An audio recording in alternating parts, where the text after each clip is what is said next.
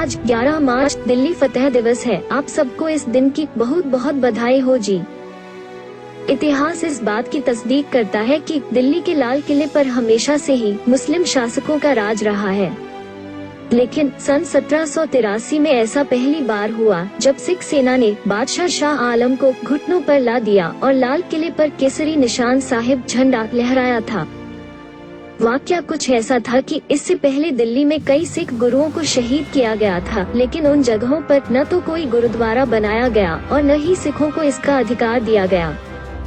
इसके साथ ही इसी दीवाने आम में बैठकर 1716 में सिखों के बहादुर योद्धा बाबा बंदा सिंह बहादुर को 740 सिखों के साथ शहीद करने का फरमान सुनाया गया था।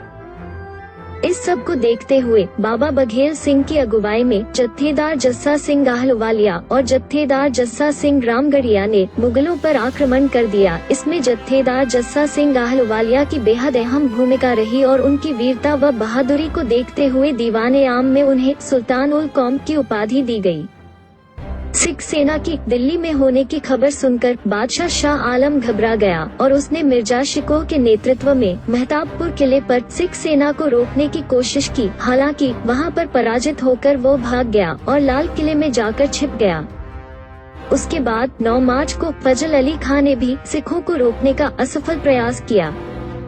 इसके बाद वाहे गुरु जी का खालसा वाहे गुरु जी की फतेह के उद्घोष के साथ सिख सेना लाल किले की ओर बढ़ी और दूसरी तरफ अजमेरी गेट पर तैनात सिख सेना ने शहर पर आक्रमण कर दिया।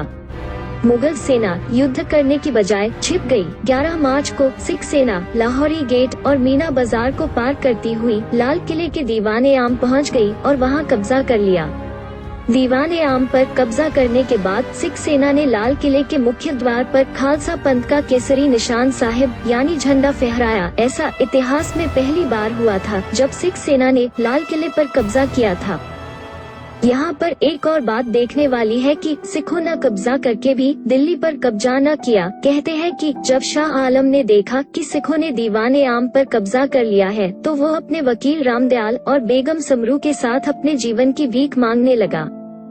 सिखों ने कुछ शर्तों पर उसे छोड़ दिया। वो शर्त थी कि वो सभी स्थान जहां गुरु साहिबान के चरण पड़े, जहां गुरु तेग बहादुर साहिब को शहीद किया गया और माता सुंदरी व माता साहिब कौर जी के निवास स्थानों का अधिकार सिखों को दिया जाए।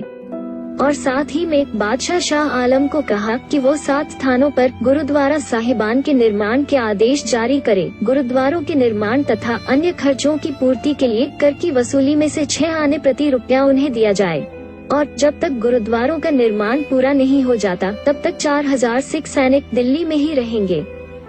तो यह था आज का इतिहास। सिखों को कोई तखत या राज की भूख नहीं थी, वो तो जुल्म के खिलाफ लड़ते थे और लड़ते रहेंगे। धन्यवाद। वाहे गुरु जी का खालसा वाहे गुरु जी की फतेह।